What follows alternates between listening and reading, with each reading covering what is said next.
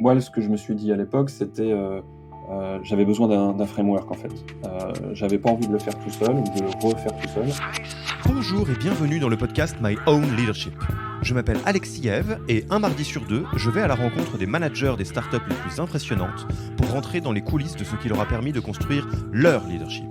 De leurs apprentissages à leurs secrets de management, dans ce podcast, nous rentrons pragmatiquement dans les bonnes pratiques qui construisent jour après jour un leadership personnel qui tire toute une entreprise vers le haut.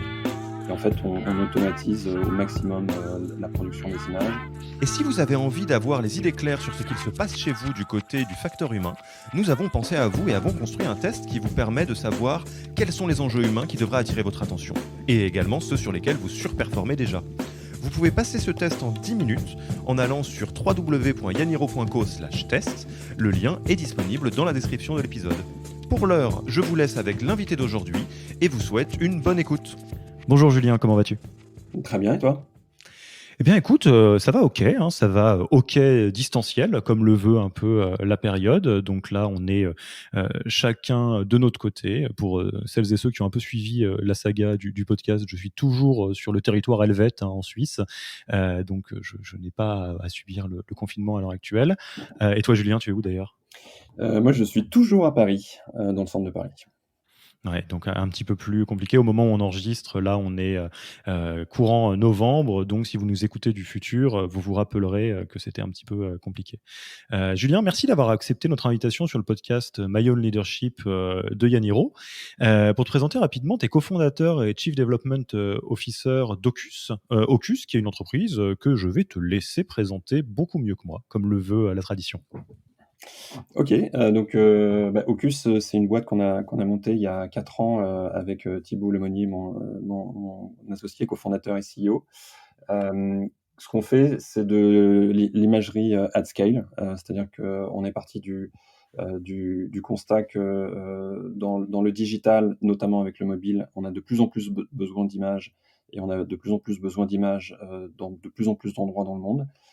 Et donc nous, en fait, on ne s'adresse qu'à des enterprises, donc des Uber Eats, des Hilton, avec qui on travaille dans généralement plus d'une trentaine de pays dans le monde, complètement interconnectés à leur CRM ou autre PIM ou système d'information. Et en fait, on automatise au maximum la production des images et on rajoute surtout beaucoup de computer vision et de technologies qui nous permettent de scaler justement cette activité qui est a priori une activité très artisanale, qu'on scale en fait en faisant une activité industrielle. Et alors, pour donner un petit peu de visibilité pour celles et ceux qui nous écoutent, Ocus, à l'heure actuelle, c'est combien de personnes ? Vous existez depuis combien de temps ? Vous avez levé des fonds ou pas ? Enfin, qu'est-ce que Ouais. tu peux nous dire ? Ouais, donc ouais, on a levé des fonds, on est encore en train d'en lever. On n'est pas partisan de mesurer notre succès au fonds qu'on est capable de lever ou au nombre d'employés qu'on a. C'est même plutôt l'inverse. Donc nous, ça fait 4 ans qu'on existe. On est 120 employés là, répartis entre Paris, New York, Bangalore et Singapour. Mais on a une approche assez, assez, j'allais dire pas patrimoniale parce que genre bon père de famille, mais presque, parce qu'en fait, on pense que le scale justement, le scale, c'est pas aller le plus vite possible en ayant le plus grand nombre d'employés possible et le plus grand nombre de bureaux dans le monde. C'est un peu plus fin que ça et c'est ce qu'on essaie de faire. Et alors, bon, sans faire tout le CV, on peut quand même dire que Ocus, c'est pas ton premier amour, hein, si je puis dire, et parce qu'on va parler de scale aujourd'hui, et c'est des sujets que tu as déjà rencontrés dans ta vie. Tu peux nous en parler rapidement ? Oui, bah, moi je suis tombé dedans en 96, donc quand internet arrivait, internet au sens web, arrivait en France. Et j'ai vécu la bulle, donc on est passé dans une boîte américaine à l'époque. On a lancé les sites zdnet.fr et CNET France, donc sites d'information sur les nouvelles techno. Donc c'est toujours dans les médias et toujours aussi sur sur de l'industrialisation. Et donc on est passé de 3 personnes à 60 personnes en 1 an. On était les rois du monde post-bulle, on était tous des pirates, et des arnaqueurs. Donc c'était une expérience, assez intéressante et j'ai revécu à peu près la même chose en 2008. Je suis le favori des crises. En 2008, pareil, projet qui commençait à exploser et bim, Lehman Brothers qui fait faillite. Donc c'est poussé, assez rapide et parfois derrière des coups de frein assez rapides, j'en ai eu quelques-uns, ouais. Et là, tu t'es dit que c'était le bon moment pour lancer une nouvelle boîte, et du coup, tu nous as amené la crise du Covid. Merci, hein, Julien. Exactement, bah, voilà, T'es un, t'es un chat noir, hein, dis-moi. exactement. J'avais Et, pas et, mais c'est bien parce qu'on dit souvent que les entrepreneurs ont de la chance et c'est un truc qui m'a toujours énervé, je pense que c'est l'inverse. et alors, je ne sais pas si ça va être la chance ou la malchance va être un sujet de cet épisode, mais ce qui est certain, c'est que tu as utilisé le mot magique qui va être notre fil rouge tout au long de cet échange. C'est la question du scale, donc passage à l'échelle, grossièrement, cette question du moment où alors, il y a plein de métaphores, hein, on a passé de 0 à 1, maintenant il faut passer de 1 à 10 ou de 10 à 100, enfin, tout ce type de choses. Et on est bien conscient que cette notion du scale, au-delà d'être un moment de la vie d'une entreprise, d'une organisation, c'est aussi quelque chose qui est un défi que vont rencontrer ses fondateurs et tous les leaders de la boîte. Et donc, si tu es toujours d'accord, on va passer un peu de temps sur ces sujets, notamment avec les différentes case studies que toi, tu as rencontrées. On est parti? Ouais, allons-y. Bah alors déjà, peut-être moi la première question, sans qu'on y passe trop longtemps, pour reposer les bases, parce que le milieu startup peut utiliser beaucoup de mots un peu jargonneux dont des fois, on peut se perdre un peu dans le sens. C'est quoi le scale en fait? Comment tu décrirais le passage à l'échelle? Est-ce que c'est un état de fait, une méthodologie, un moment précis? Enfin, c'est quoi la définition du scale pour toi? Déjà, ce qui est rigolo, c'est que c'est un mot qu'on n'arrive pas à traduire en français. Donc déjà ça complique les choses. Heu, Moi, je pense que c'est un état, c'est-à-dire qu'il y a un moment, on peut pas être tout le temps at scale. En fait, c'est un peu comme pour autre jargon, comme le product market fit. Il y a un moment où on se dit, «Là, il faut qu'on mette en place une organisation qui va scaler». Au début, et c'est ce que dans le lean startup, qui est un peu la phase d'avant, le scale-up, c'est justement ce qu'on apprend à faire et que moi j'ai fait souvent et que j'adore faire. C'est l'envers du scale. C'est, faire des petits MVP, get, out of the building, comme disent les Américains, réussir à vendre, 3 fois son produit à des personnes autour de soi. Donc c'est une forme d'anti-scale, en fait, et c'est là où, dans cette période, start-up, lean start-up, on n'est pas du tout sur du scale, et si on commence à faire du scale là-dedans, c'est une catastrophe parce qu'on scale quelque chose qui ne fonctionne pas. Donc il faut surtout pas. Mmh. Et puis il y a un moment, qui est assez bien représenté par le product market fit, mais que moi je trouve plus illustrant dans, la croissance de la boîte, où on se dit, on est comme un adolescent, on a du mal à maîtriser ses émotions, ça part un peu dans tous les sens, on a mal aux genoux parce qu'on grandit trop vite, on se cogne au mur, et ben, c'est un peu ce qui se passe dans la boîte et moi c'est ce que j'ai vu, à ce moment-là et c'est là où je me suis posé la question du scale. Il se trouve que nous, c'est quand on était 48, mais bon, c'est ça je pense que ça dépend. Ce n'est pas une règle absolue, hein. C'est pas du tout une règle absolue, et c'est pas un chiffre que j'ai choisi, c'est juste, je me souviens du moment où j'ai commencé à aborder ce sujet-là. Il se trouvait que, enfin, du moment, ce mois-là plutôt, on était 48. Donc c'est plutôt quand on sent que ça commence à coincer de partout, à craquer, heu qu'on voit des gens, un peu en souffrance, qui sont pas très bien, à qui, en tant que manager, ou fondateur, on donne pas, en fait, les moyens de réussir. Et on voit des gens qui commencent à faire un peu de burn-out, qui perdent un peu le sens. Et en tout cas, nous, ça a été notre approche. Pour faire du scale, il faut mettre du sens. Et donc, c'est là où on a commencé à travailler là-dessus. Donc, c'est plutôt vraiment la détection de ce moment-là. Et je pense que c'est une perception. Donc, entre les boîtes, ça va être très différent. Et puis, entre les personnes, ça va être très différent aussi. Ce besoin à un moment de se dire, bon, là, on va commencer à scaler, on va commencer à structurer. Hem et quand je rajoute 1, bah, en fait, en input, en output, j'ai 10. Alors qu'aujourd'hui, Mmh. je mets 1, bah, en output, j'ai 2. Voilà. Ouais, ce que j'aime bien dans la métaphore que tu emploies avec de l'adolescence, c'est que, bah, l'adolescence, c'est un peu pareil, personne ne peut dire, à un instant T: «Boum, aujourd'hui, tu es adolescent». C'est un jour, tu te retournes en arrière et tu fais: «Ah bah oui, bah, l'adolescence est venue», et en fait, on était un petit peu là-dedans. Peut-être, avant de passer à, du coup, comment on scale et puis après rentrer dans, justement, qu'est-ce qu'on fait avec cet adolescent, qui a un peu des grands bras et des grands membres partout? Hem, Est-ce que tu peux peut-être donner, ça n'engage que toi évidemment, mais des clés de, ne commencez pas à penser au scale avant X, Y, Z? Parce qu'effectivement, tu l'as dit, la phase d'avant, donc la phase de recherche de product market fit qui est plus proche quelque part d'une certaine forme d'artisanat ou de piraterie, où on va un petit peu vite pour essayer de voir ce qui marche et où on teste beaucoup de choses. Tu as raison, scaler quelque chose avant ça, avant d'avoir validé cette phase-là, c'est scaler quelque chose qui marche pas ou pas assez bien. Tu aurais une petite grille mentale de te dire, bon, avant même de vous poser la question du scale, vérifier que ça, c'est bon? Hem, moi, je pense c'est quand on commence à avoir le sentiment que, on est débordé par les clients, par la demande et qu'en fait, on n'est pas capable de répondre. Parce qu'en fait, dans la recherche, dans la première phase, juste avant d'arriver au product market fit, c'est l'inverse, en fait. On a des idées super, on a des offres formidables, on va révolutionner le monde, mais en fait, bah, en face, il y a pas grand-chose qui se passe. Il y a des gens qui sont toujours très intéressés parce que les gens par définition vont être bienveillants, donc vont dire: «C'est super ton idée» et puis là, déjà, quand on dit ton idée, il y a, bah, ça veut dire qu'il y a rien d'exécuté derrière, donc c'est l'alerte rouge. Hem et moi, là, vraiment où je pense qu'il y a une différence et c'est là où, en tout cas, moi, c'est au moment où je me suis posé la question, c'est je me suis dit: «Mais en fait, on laisse passer plein de choses et on n'est pas capable de livrer alors qu'il y a des gens qui nous demandent des choses» et la conséquence, c'est qu'en interne, on a des gens qui sont un peu en souffrance pour délivrer ça parce qu'on n'a pas l'organisation qu'il faut.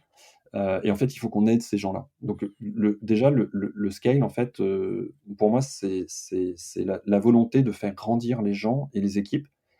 Le résultat, c'est le scale, mais la volonté qu'on a, la raison pour laquelle on le fait, c'est qu'on veut, on veut faire grandir des gens, on veut faire grandir des équipes et on veut, collectivement, que ce groupe d'humains, réussisse à faire quelque chose. Et moi je pense que c'est parce qu'on se met dans cette position-là qu'en résultat, en output, on a, des choses qui performent.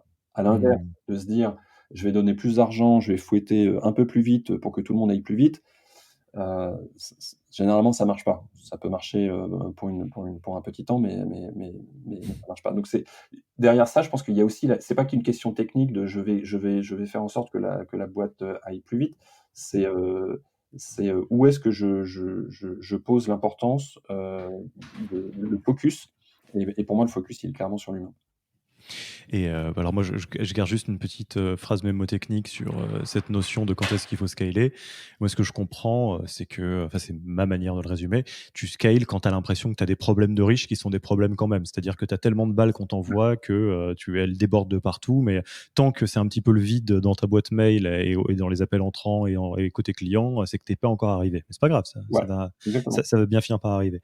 Alors, donc là, tu as le tilt, tu as 48 personnes, tu te dis: «Oh là, bon, alors vas-y, là, il est temps de passer, à l'échelle». Et qu'est-ce qui se passe à ce moment-là? Est-ce que tu t'y vas, bras dessus, bras dessous avec tes associés? Est-ce que tu te poses pour réfléchir à ce que tu vas faire? Raconte-nous un petit peu. Bah, déjà, il y a chacun a sa méthode et je pense que toutes les méthodes sont bonnes, il suffit de choisir celle qui correspond le plus à soi. Hem, Moi, ce que je me suis dit à l'époque, c'était, j'avais besoin d'un framework, en fait. J'avais pas envie de le faire tout seul ou de le refaire tout seul. Et ce que j'ai cherché la première chose que j'ai fait, en fait, c'est que j'ai appelé des gens qui étaient, dans des boîtes, pas forcément des gens que je connaissais d'ailleurs et ce qui est assez rigolo, c'est qu'il suffit d'envoyer un petit message LinkedIn et tout le monde te répond. Donc c'est vraiment accessible. Et j'ai découvert des gens des gens, oui, qui faisaient des choses dans des boîtes que je connaissais d'assez loin, mais pas suffisamment et surtout j'avais pas fait le lien avec ça, donc avec mon besoin. Donc en fait, la première chose déjà, c'est d'aller regarder dehors. De parler à des gens qui sont passés par là, hem, et de faire un choix en fait, sur, comment on y va. Donc, est-ce qu'on y va, parce qu'on pense qu'on a une culture très forte, donc on y va avec une méthode interne? Heu, Est-ce qu'on est plutôt, du genre à avoir besoin, d'un schéma, ou d'un framework et ça, c'est plutôt moi? Et là, c'est vrai que je le vois dans tout ce que je fais, j'aime bien avoir ça. Donc moi, naturellement, je suis allé vers ça. Donc j'ai en fait, j'ai comparé les différents frameworks, qu'avaient les gens, avec qui je discutais. Et puis la 3e étape derrière, c'est est-ce que je me fais accompagner ou pas? Hem Et donc là aussi pareil, pour l'avoir fait avant, pas accompagné, c'est presque un luxe de se faire accompagner, donc quand on peut le faire, il faut le faire. C'est tellement agréable, je veux dire, parce qu'on souffre moins, hein. C'est comme, apprendre un truc, tout seul, c'est compliqué. Se faire aider par quelqu'un, ça fait gagner un temps fou et puis en plus, c'est sympa et c'est agréable. Moi j'ai fait aussi le choix de me faire accompagner. Il y avait, une autre option aussi, c'était de dire: «Comment est-ce qu'on va faire, progresser tout le monde?» Soit on prend les gens qui sont dans les 48, présents et on les fait grandir, soit, on met un niveau de middle management et on va chercher du middle manager et c'est les middle managers, qui vont organiser tout ça. Heu, Nous, le choix qu'on a fait, c'était vraiment le premier choix, c'est-à-dire de se dire: «Les middle managers, on va les choisir parmi les gens qui sont là».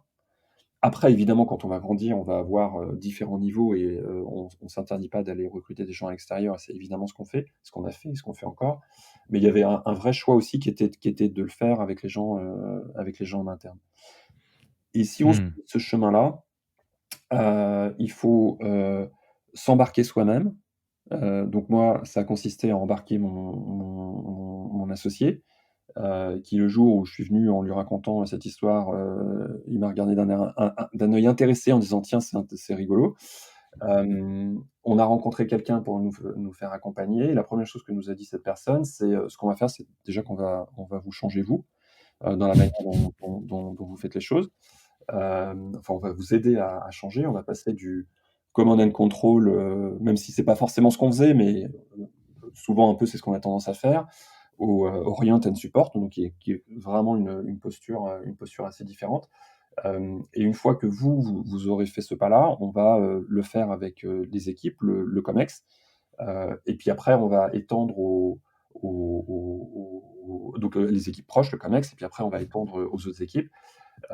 Et vous inquiétez pas si tout le monde n'y va pas, c'est normal, il faut y aller par étapes. Et donc en fait, c'est tout ce cheminement-là qui en fait nous, je pense nous a fait gagner, énormément de temps, de le faire avec quelqu'un qui avait déjà, l'expérience, de ce genre de pratique dans d'autres boîtes et un framework, je ne l'ai pas encore cité, mais qui est le Lean TPS, le Toyota Production System, qui nous intéressait énormément parce que, j'ai dit tout à l'heure qu'on industrialisait un processus qui a l'air artisanal, hem et en fait, c'était la vision de notre business comme d'une usine, mais une usine, dans le sens positif du terme, avec des inputs et des outputs et entre les 2, hem, des, des process ou des chemins, qui peuvent tout coincer ou qui peuvent, optimiser ou qui peuvent faire des gains d'automatisation, et de l'optimisation qu'on peut faire, un peu à tous les étages.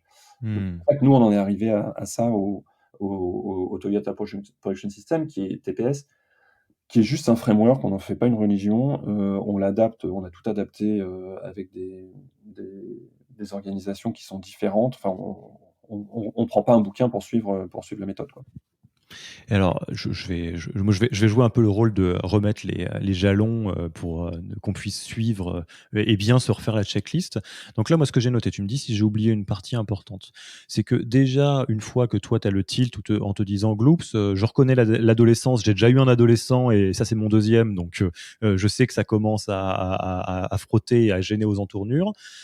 Première chose, c'est tu te poses en te disant par quel bout on va le prendre. Et là, j'ai bien aimé, et je suis d'accord avec ce que tu dis, que même si à la fin de la réflexion, vous arrivez à la conclusion que vous n'avez pas besoin de framework et que vous allez y aller un petit peu comme vous allez y aller, au moins se poser la question, ça assure quelque part qu'on a laissé la chance aux différentes options, hein, et après vous arbitrerez. Après, embarquer tes associés, COMEX, j'imagine, te poser la question de est-ce qu'on y va seul, quel que soit le framework qu'on décide, ou est-ce qu'on se fait accompagner. Et ce qui me fait rire, c'est donc dans l'accompagnement qui est tombé là sur le Lean, la première chose que vous dit un petit peu l'accompagnateur, c'est très très bien, on va changer la boîte, on va vous aider à scaler, et ça va commencer par vous parce que il y a un nouveau mindset à prendre en cours. Donc ça, c'est assez intéressant parce que Mmh. je vais pas, j'ai aucune jugement à apporter, mais des fois on peut se dire que le scale, c'est quelque chose qui va arriver à notre boîte en se disant bon bah les équipes comment on les scale, presque comme si on était un peu extérieur à ça, alors que c'est toute l'organisation, les fondateurs y compris, hein. Ah ouais, c'est juste impossible, alors je serais peut-être je suis peut-être un peu tranché, mais ce en fait, c'est un état d'esprit, notamment après il y a plein de concepts, et cetera, mais l'amélioration continue, par exemple, qui est une tarte à la crème, que tout le monde utilise. L'amélioration continue, c'est pas une méthode, c'est un état d'esprit. C'est-à-dire que, heu et sans détailler tout le schéma, mais il faut que les personnes soient en sécurité pour travailler. Il faut qu'elles comprennent, pourquoi elles sont là. Il faut qu'elles puissent mesurer, ce qu'elles font, pas pour mesurer, dans un mode, «Je te contrôle», mais dans un mode, «Tiens, c'est rigolo, ce truc-là, là, il est, 5 fois plus petit, en termes de performance que l'autre juste à côté, qu'est-ce qui marche dans l'autre d'à côté qui marche pas?» Il est dans la mise en place aussi de standards qui sont pas des process, qui sont vraiment et ça, on a passé du temps à rédiger et à documenter, une partie, hein, pas toute la boîte, mais en tout cas une partie de la boîte, comment ça fonctionnait. Parce qu'on se jette, sur des to-do list, par exemple, mais le problème de la to-do list, c'est qu'on retire le cerveau de celui qui la lit, et donc la personne est incapable de réagir, dans de l'inconnu, et par définition, on a tous les jours de l'inconnu. Donc en fait, les standards que nous on a rédigés, c'est l'inverse, c'est de donner les éléments à une personne, de comprendre pourquoi elle fait les choses, c'est quoi la qualité, et comment est-ce qu'elle va, en lui expliquant comment elle va c'est quoi la qualité in fine cherchée, qu'elle puisse réagir, et se débrouiller toute seule, et trouver, comment faire. Et derrière ça, en fait, il y a un truc de base, c'est que les gens soient que les membres des équipes soient en position d'apprentissage. Mmh. Truc qu'on fait aussi, c'est, on a des rôles de team leader.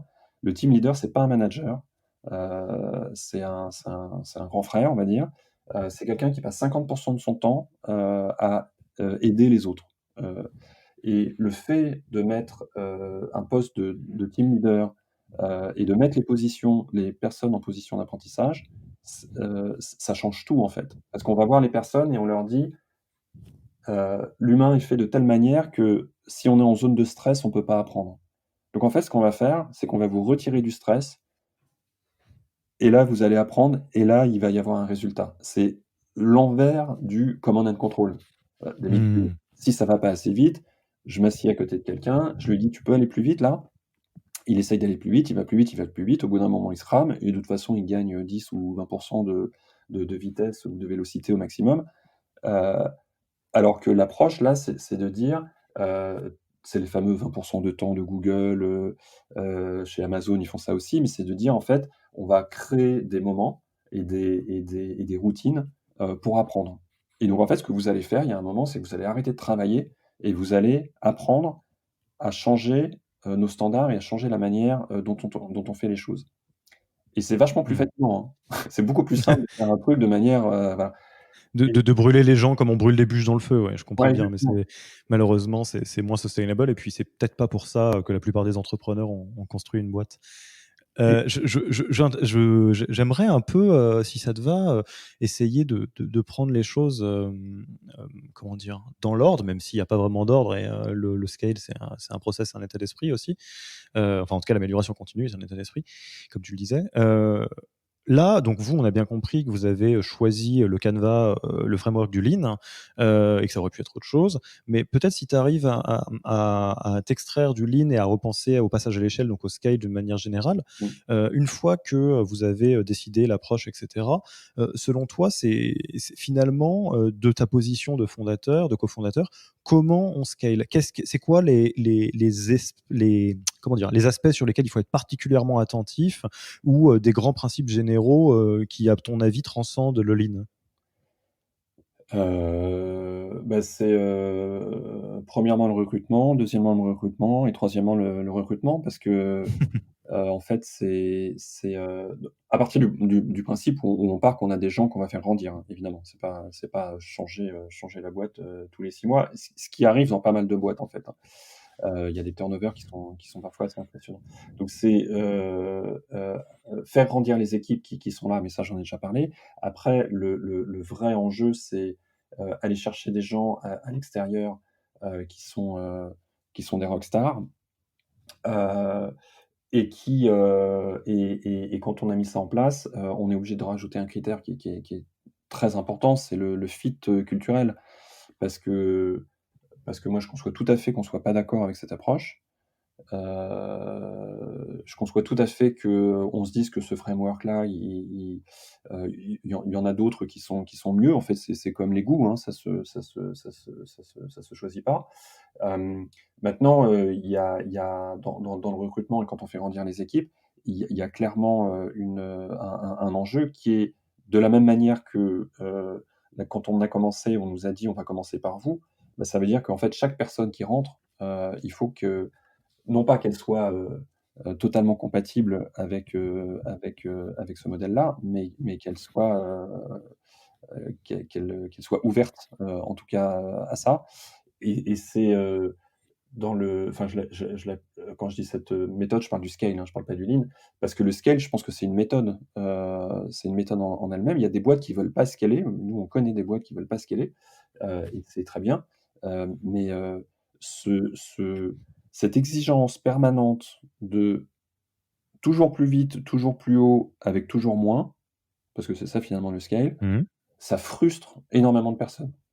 Et encore une fois, c'est pas un jugement, il y a des gens qui sont pas faits pour ça. Heu Moi, ça m'amuse, en fait, et c'est une blague un peu en interne, au bout d'un moment, les gens se moquaient un peu de moi. À chaque fois qu'il y avait un problème, je frappais des mains et je disais: «Chouette, cool, c'est cool parce que là, on a un truc qu'on va pouvoir résoudre. Ah, je suis content, allez, on y va». Hem et en fait, je le faisais, enfin, en fait, je le faisais en vrai, mais j'exagérais pas dans le sens où je pense que c'est hyper important. Quand je voyais des gens qui, en face, me disaient: «Oh, ça y est, encore un problème, il y a encore un truc qui a pété», et il y en a marre et ça arrive tous les jours. Bah, c'est là où on peut avoir des petits problèmes, d'alignement culturel. Mmh. Oui, bah, on voit bien qu'effectivement, quand tu as naturellement le mindset de te dire que derrière chaque problème que tu vas résoudre, il y a l'opportunité de gagner en amélioration continue parce que tu vas le résoudre pour cette fois et pour les autres. Et à l'inverse, se dire: «Mon Dieu, mais c'est pas possible, le bateau, il fuit de partout». Il y en a pas un qui a raison et un qui a tort, mais par contre, il y a des mindsets qui sont compatibles ou pas. Mmh. Et les fondateurs, enfin, concrètement tes associés et toi, à cette étape-là, c'est quoi votre job? C'est quoi le rôle, le type de leadership, je dirais, que doit avoir, le ou les fondateurs et fondatrices, selon toi, en tout cas de ton expérience, à cette étape de passage à l'échelle de l'entreprise? Bah, sortir du micromanagement, dans lequel on peut être, dans la première phase, lean startup. Quand on passe en scale-up, c'est clairement, heu prendre du recul, être en soutien et ne pas faire, ne pas laisser faire non plus, hein, évidemment, c'est un équilibre. Mais ouais, c'est vraiment et ce qui est très, très compliqué, surtout que nous, on aime bien mettre les mains dedans, donc nous, ce qu'on appelle, c'est l'expression, c'est un peu faire l'hélicoptère, c'est-à-dire la capacité à aller, très au contact des problèmes, mais pour comprendre le problème, pas forcément pour le résoudre. Et donc, en fait, de s'abstraire, de s'interdire de se mettre à la place des gens et de s'interdire de quand on voit quelqu'un, par exemple, qui a un problème sur quelque chose, de lui dire: «Vas-y, pousse-toi de là, je vais te le faire en 5 minutes». Ça, c'est typiquement le genre de choses qu'on peut faire et ce qu'on doit faire en plus en start-up, hein, parce qu'il y a pas de bonne ou de mauvaise, enfin, ça dépend à quelle étape on est. Si on continue à faire ça en scale-up, c'est évident que ça marche pas parce que, on donne pas le pouvoir, au middle management ou même au team leader ou même aux team members. Et donc en fait, c'est de se retourner, on fait des visites terrain, par exemple, et en fait, notre question, c'est: «Contre quoi tu te bats aujourd'hui et en quoi je peux t'aider?» Donc c'est plutôt cool comme posture. Et si on a quelqu'un en face qui est terrifié en se disant: «Waouh, il y a le contremaître qui arrive, et je vais m'en prendre une parce que j'ai fait une connerie», bah, c'est sûr qu'il va pas dire, il va pas être transparent, il va pas participer, à la solution. Il va essayer de cacher le problème, plutôt que de le poser sur la table et d'essayer de le résoudre. Mmh. J'en profite pour placer un point particulier et je pense à certains des coachings qu'on a déjà fait avec des dirigeants. Si ce podcast s'appelle My Own Leadership, c'est pas pour rien, c'est parce qu'on est convaincu et on le voit tous les jours que les secrets d'un bon leadership, c'est de se reposer sur des talents, naturels qu'on a et des moteurs, qui sont quasiment innés, hein. Là, tu parlais de l'appétit que tu as pour la résolution de problèmes. J'imagine que tu l'as pas particulièrement travaillé et qu'aussi loin qu'on remonte, on va le retrouver Mmh. et je voulais parler de ce que tu viens de dire qui est très, très, très important, c'est cette notion d'être en soutien. Il y a beaucoup d'entrepreneurs qui, notamment dans les phases de début, sont câblés de telle sorte qu'ils ont une tendance très facile à se mettre en support des autres. Et il y a toute une structure de personnalité qui fonctionne comme ça, hein, globalement, qui est très à l'aise pour aider les personnes et ses équipes à augmenter leur base de moyens pour atteindre un objectif. Cette fameuse posture du qu'est-ce que je peux faire pour t'aider à résoudre le problème ou à répondre à l'enjeu. Et la personnalité qui va avec ça, c'est souvent des personnalités qui sont assez douces, assez conciliantes et évidemment très altruistes. Et souvent, j'ai vu beaucoup d'entrepreneurs qui vivent ça comme presque une tare en disant bah non, je suis un chef, donc je devrais être plus terrifiant, plus shark, etc. Et le message que je voudrais faire passer, au-delà du fait que bah, vous feriez bien d'essayer de comprendre qui vous êtes et de vous baser sur vos jambes fortes plutôt que les jambes faibles, hein, je pense que c'est une très très bonne démarche en général, c'est que ceux que vous vivez comme étant pas particulièrement utiles en phase de recherche du product market fit va peut-être finalement être très utile en phase de scale parce que cette tendance naturelle vous dire qu'est-ce que je peux faire pour t'aider ou de quoi tu as besoin pour résoudre le problème, finalement, c'est moi ce que j'entends dans ce que tu me dis là. Mmh. Ouais, tout à fait. Et alors, ça, c'est un peu les premières questions de comment on scale et le rôle des fondateurs et des différents dirigeants dans le scale. Si on est un petit peu provoque, comment on plante le scale? Qu'est-ce que vous avez fait comme erreur, peut-être dans cette boîte ou dans celle d'avant, ou que tu as vu autour de toi sans les nommer? C'est quoi les don'ts du do's and don'ts du scale que tu connais? Bah, ça peut paraître paradoxal, mais c'est soit d'aller trop vite, soit d'aller trop lentement. C'est pas une bonne réponse, mais j'en ai On sent conscience. que ça va être difficile cette histoire. Ouais, en fait, c'est accélération, freinage, accélération, freinage, accélération, freinage en permanence. Et et et et donc l'erreur, c'est de dire, «Bon, de toute façon, c'est simple, tout le monde a compris, allez, on y va, la direction c'est par là et vous allez voir, tout le monde va comprendre». Ça évidemment, ça tient 2 semaines. Et l'autre erreur, c'est d'être trop, timide en disant: «Ouh là là, c'est un changement culturel, important, il faut que les gens, puissent, s'adapter et cetera». Donc il y a un il y a en fait, il y a pas de la vitesse moyenne, la vélocité moyenne, elle est vraiment moyenne dans le sens où c'est jamais la même. Et donc on est toujours dans des phases d'accélération sur certaines choses, dans des phases de décélération. Et nous, ce qui est rigolo, ce qui s'est passé, par exemple, c'est que, il y a des endroits où ça a très bien accroché, il y a des endroits où ça a moins accroché, il y a des endroits où on a décidé de pas aller dans la boîte, volontairement. Et dans là où ça a très bien accroché, il y avait des trucs qu'on regardait, qui fonctionnaient, qui roulaient quasiment tout seuls. Donc là, déjà, quand ça roule tout seul, alerte rouge, rien ne roule tout seul, donc ça veut dire qu'il faut y retourner. Mais typiquement, c'est une erreur que moi j'ai fait. Heu et en fait, le truc était en train de dépérir, sur une partie de l'activité. Et au moment où on se rend compte que ça dépérit sur ce truc-là et qu'on se dit: «Ouh là, il faut y retourner», en fait, juste à côté, il y a, des gens dans leurs équipes qui ont fait quasiment la même chose, mais qui l'ont construit, comme nous on l'avait fait sur la 1re partie, parce qu'évidemment c'est construire des choses, ensemble, hein, c'est pas, prendre une méthode dans un bouquin. Et là, on s'est retrouvés, en fait, avec, une équipe qui avait recréé, mais quasiment de zéro, ce qu'on voulait qu'ils fassent, mais moi dans ma tête, c'était, 3 mois plus tard, quoi. Donc c'est rigolo parce qu'il y a des, il y a des il y a des endroits où ça va plus vite qu'on ne le pense, il y a des endroits où ça va moins vite et je pense qu'il y a une règle, c'est que, on se plante à peu près à tous les coups, donc c'est l'inverse de ce qu'on pense.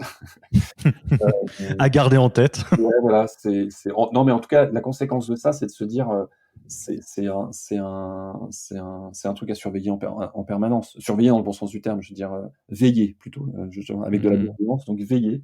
Il faut veiller dessus et si on se dit, «Bon, bah, là, c'est cool, tout marche bien», je crois que je me l'avoir jamais dit dans la vie d'ailleurs, mais heu, c'est probablement ça le plus grand risque.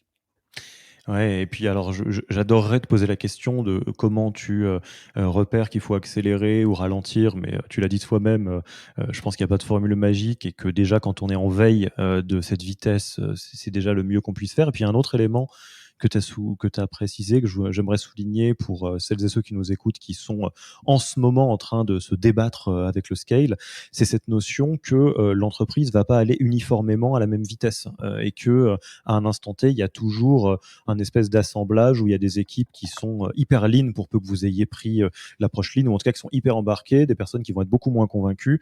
Et moi, ce que j'entends en filigrane dans ce que tu me dis, c'est que c'est un état que vous assumez avec tes associés, de dire oui, c'est pas très grave, et quelque part, c'est un peu le côté vivant du système, quoi, qu'on peut pas juste passer de l'état 1 à l'état 2 en 2 secondes, ça marche pas comme ça.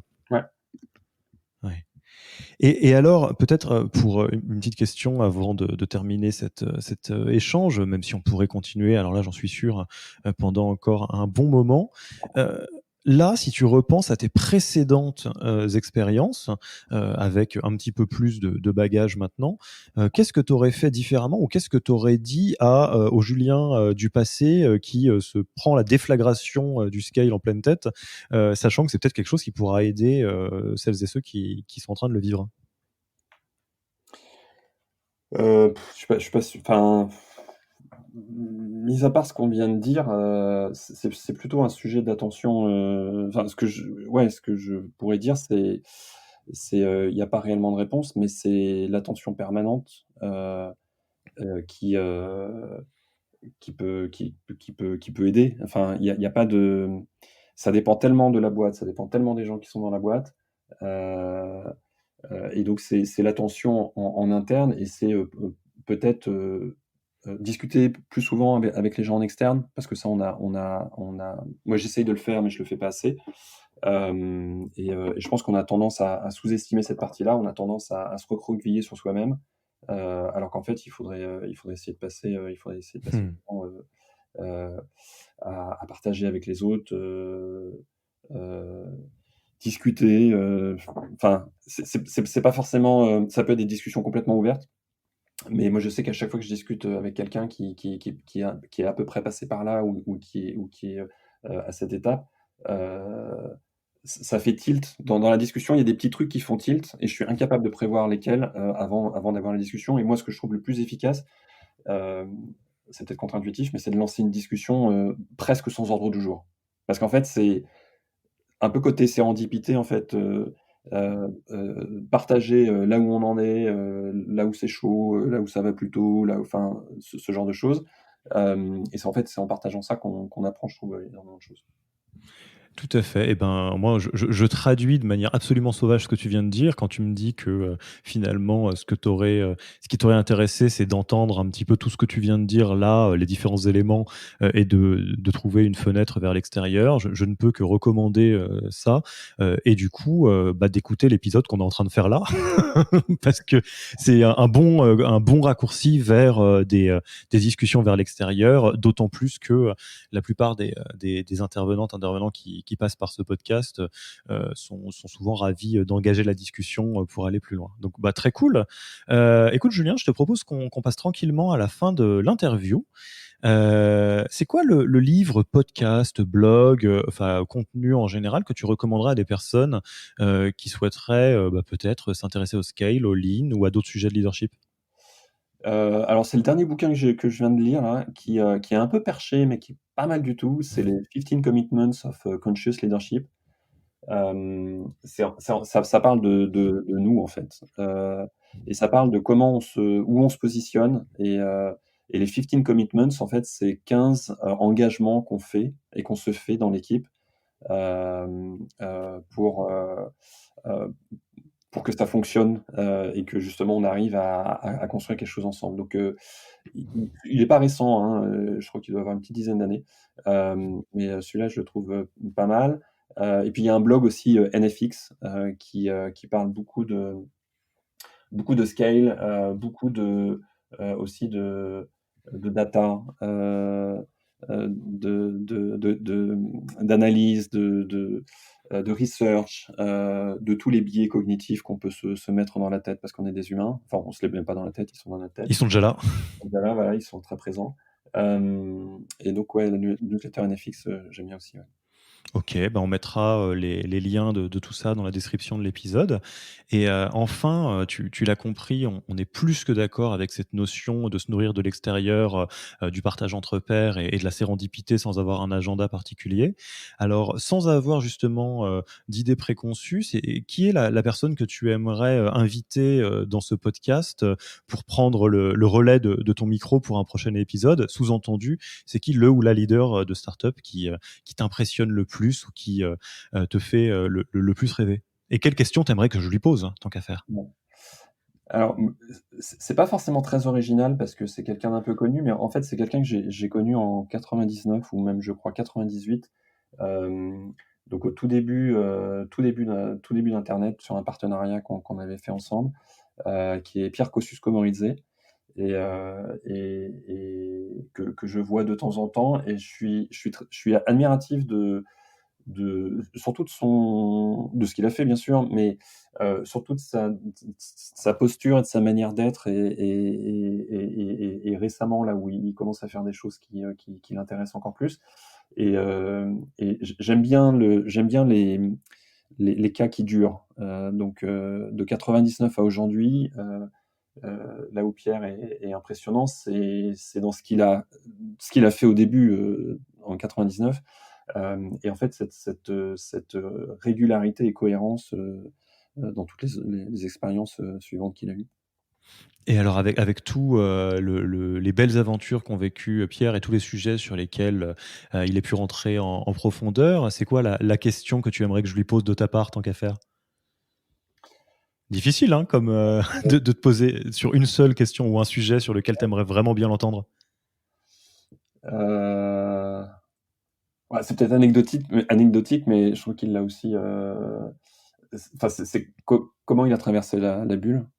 Parce que je pense Ouais. qu'on a il y a c'était, enfin, sans faire les vieux combattants, mais c'était un truc de magnitude qu'on n'imagine pas, en fait.